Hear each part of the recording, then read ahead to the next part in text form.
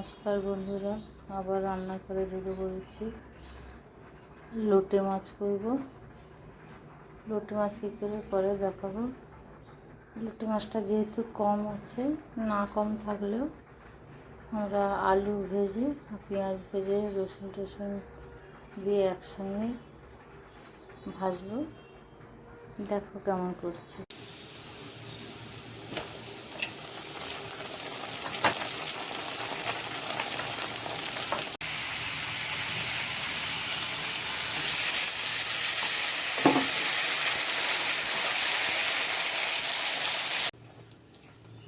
হয়ে গেছে লোটে মাছ ভাজা, এরকম পুরো ঝুরো ঝুরো হবে।